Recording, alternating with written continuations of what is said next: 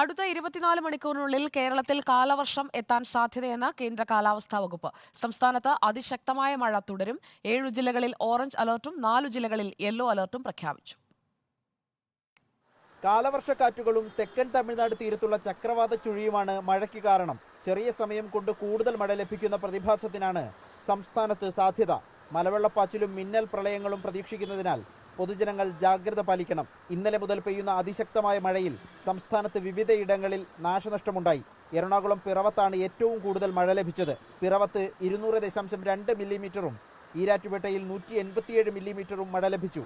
കേരളത്തിൽ കാലവർഷം എത്തിയതായി ഔദ്യോഗിക സ്ഥിരീകരണം വന്നിട്ടില്ല.